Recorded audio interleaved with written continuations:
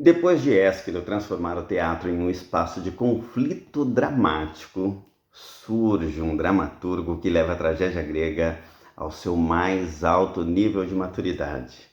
Nesse episódio do Manual do Teatro, conheceremos Sófocles, autor de algumas das obras mais importantes da história da literatura, como Édipo Rei e Antígona. Mas a sua verdadeira revolução foi muito além da técnica teatral.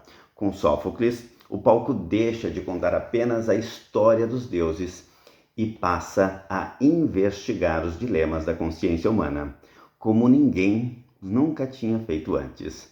O destino, a liberdade, a culpa, a verdade e a responsabilidade tornam-se agora o centro da tragédia. É por isso que, mais de 2.400 anos depois, suas perguntas continuam sendo as nossas.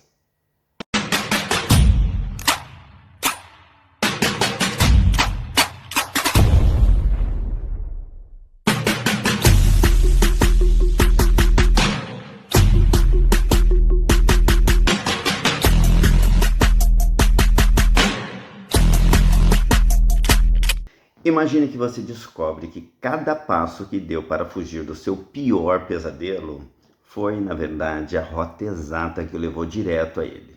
Essa não é apenas uma premissa do maior mistério da literatura clássica, é a essência do que chamamos de tragédia. Hoje vamos falar sobre Sófocles, o homem que transformou o teatro grego, de um ritual religioso em um espelho cruel e cirúrgico da condição humana. Ele escreveu mais de 120 peças, venceu os festivais dramáticos de Atenas cerca de 24 vezes e nunca ficou abaixo do segundo lugar. Mas o seu verdadeiro legado não está nos prêmios, está em como ele colocou o ser humano frente a frente com o incompreensível, ou seja, a força do destino. Para entender as peças de Sófocles, precisamos olhar para Atenas do século V a.C., o século de Péricles, do rei Péricles. Era uma cidade no auge do seu poder político, cultural e filosófico, e Sófocles não era apenas um artista isolado em uma torre de marfim. Ele era a personificação do cidadão ateniense ideal.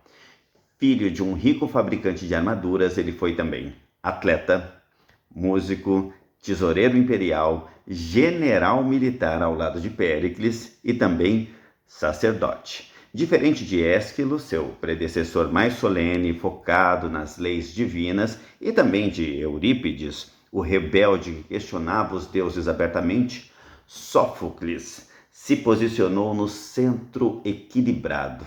Os deuses existem e regem o cosmos, mas o foco da tragédia é a dor, a decisão e a moral do ser humano que tenta navegar neste cosmos.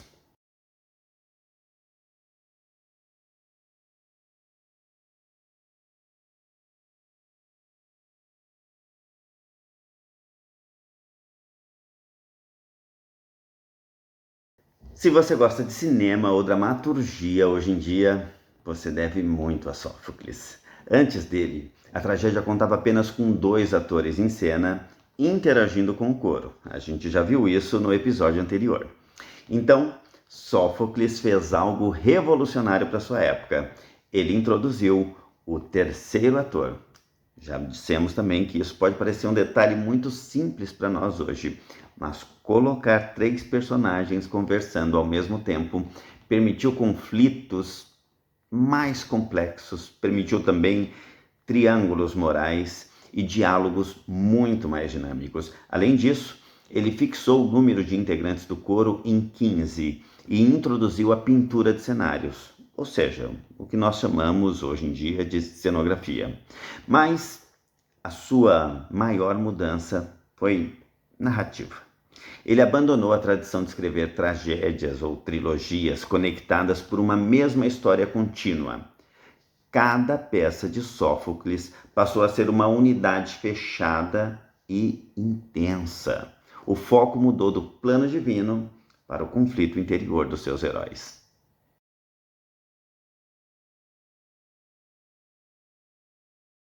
Então vamos agora analisar as duas obras-primas que imortalizaram seu nome. A primeira, Édipo Rei, a busca cega pela verdade. Aristóteles, em sua Poética, ele definiu Édipo Rei como a tragédia perfeita. A peça começa com um suspense investigador.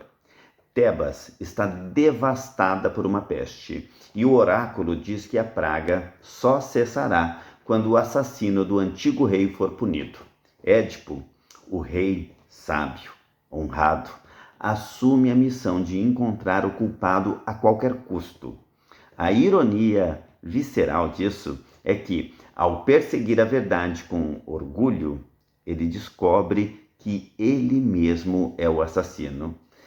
Ele que matou o próprio pai e se casou com a mãe. A cegueira física de Édipo, no final, reflete sua antiga cegueira espiritual.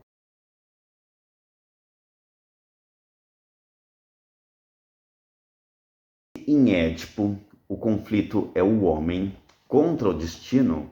Em Antígona, o conflito é totalmente ético. Polinices, irmão de Antígona, morre como traidor e o rei Creonte proíbe seu sepultamento sob pena de morte. Antígona, então, decide desobedecer ao decreto real para honrar os rituais sagrados da família. Então nós temos aqui o choque eterno entre a lei natural divina e a lei do Estado. Ninguém sai vencedor. A rigidez de ambos os lados resulta numa total ruína.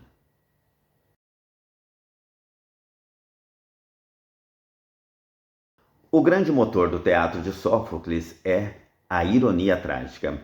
O público sabe da verdade, mas o personagem caminha no escuro, crente de que está tomando a decisão correta. É isso que nos causa angústia e compaixão. Sófocles, ele não nos entrega respostas fáceis. Seus heróis são solitários, imperfeitos e teimosos, mas possuem uma dignidade inabalável diante da dor.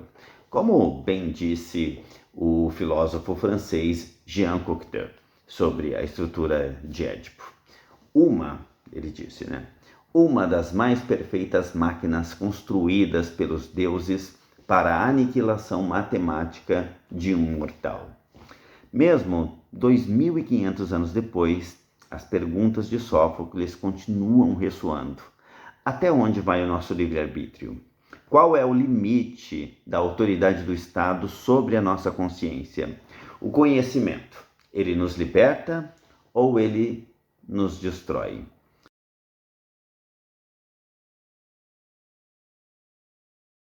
Então vamos agora para uma pequena reflexão sobre o que aprendemos hoje.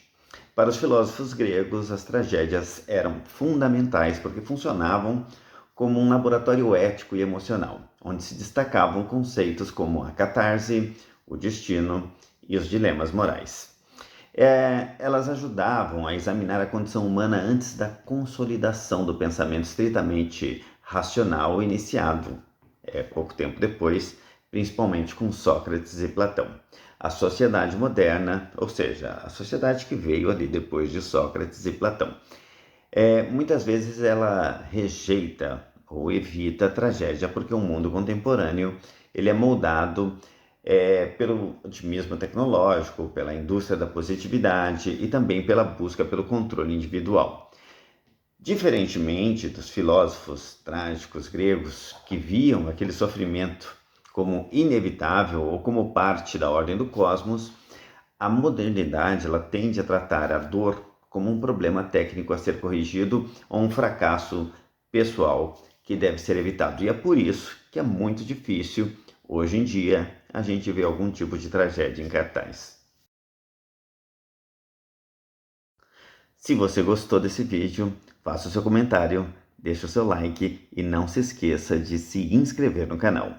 Merda pra vocês e até a próxima.